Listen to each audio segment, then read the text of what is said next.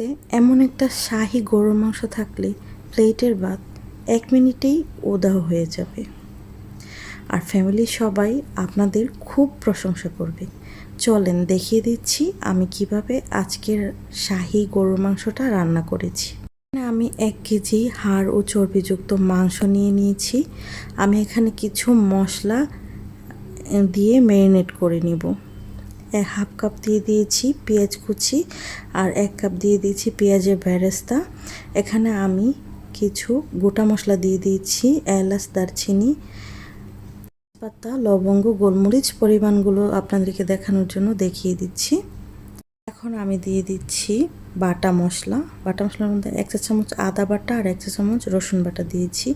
1 চা চামচ দিয়েছি মরিচের গুঁড়া, 1 চা চামচ দিয়েছি হলুদের গুঁড়া, 1 চা চামচ দিয়েছি জিরার গুঁড়া, 1/2 চা চামচ দিয়েছি ধনিয়ার গুঁড়া। এখানে আমি জয়ফল জয়ত্রী শিলপাটা দিয়ে বেটে, সামান্য একটু জয়ফল জয়ত্রী শিলপাটা দিয়ে বেটে দিয়ে দিয়েছি। এখানে দিয়ে দিয়েছি গরম মশলা, স্বাদ মতো লবণ দিয়ে দিয়েছি। এখন আমি 1 কাপের থেকে একটু কম সরষের তেল অ্যাড করে দিয়েছি। 1 চামচ ঘি দিয়েছি আর 2 চামচ টক দই দিয়েছি। সবগুলো উপকরণ আমি ভালোভাবে মেখে ম্যারিনেট করে আধা ঘন্টার মতো রেখে দিব।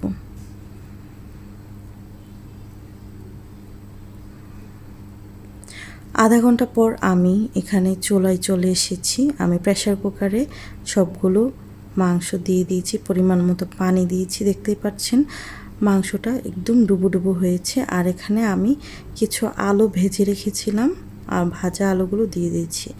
এখন আমি প্রেসার কুকারে জাল দিয়ে দিব জন্য। 25 মিনিট পর আমি চলে এসেছি। দেখতেই পাচ্ছেন আমার মাংসটা অনেক বেশি সুন্দর কালার হয়েছে, ঝোলটাও আছে। আপনারা চাইলে ঝোলটা আরও শুকিয়ে নিতে পারেন জাল করে, বাট আমি শুকাবো না, এইভাবেই খেতে ভালো লাগে।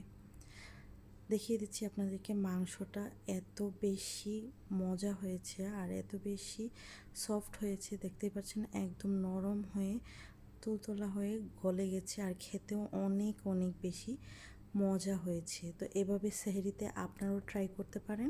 আল্লাহ হাফেজ।